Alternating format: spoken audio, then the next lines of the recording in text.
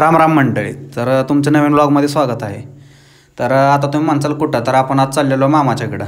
काय नाही, गोरांना जरा मका आणायची, त्यामुळं त्यात जाता जाता लागली पण होती मागं, गाडीच पंक्चर झाली.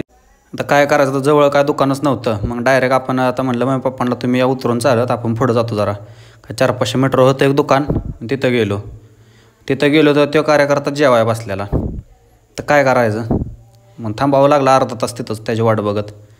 फायनली तो आला, त्यानं पंक्चरी दिली पडदिसनं काढून. मग आलो आपण घरी. नुकतंच येऊन बसलोच होतो, आला मामा. म्हणला आपला गडी आला आहे तेवढा UP त्याला घेऊन या. कुठं, तर फलटणला आलताच, इष्टनं आलता तिकडून कार्यकर्ता तेव्हा. मग म्हणला जा आणि त्याला घेऊन या. त्याला काय तिथनं यायला पैसे नाही त्याकडं, म्हणलं थोडं बिन, त्याला काय पुढंच माहीत नाही. चालतंय म्हणलं, जातो. काढली गाडी, निघालो. आलो स्टँडवर.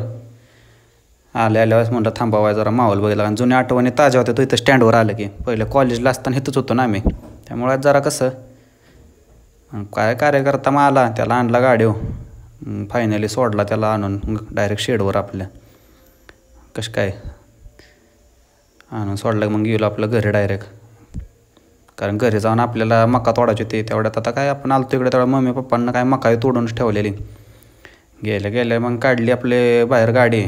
गेलो डायरेक्ट खाली घेऊन, डायरेक्ट मका भरायलाच. कसं काय डायरेक्ट लावली गाडी उलटी, डायरेक्ट रिवर्सनं भरली काप. साप भरायला नाही लय वेळ लागत आपल्याला. भरली काप दिसणं लगेच. मग मामींना काय जेवणी केलं तर तेवढ्यात जेवणी करून आवरलं. हे बघा आपण लावलेलं झाड आहे गुलाबाचं, आणलेलं तेव्हा एवढंच होतं. आता बघा केवढं झालं आहे. फुलं तर असली भारी लागतात ना त्याला, एक नंबर.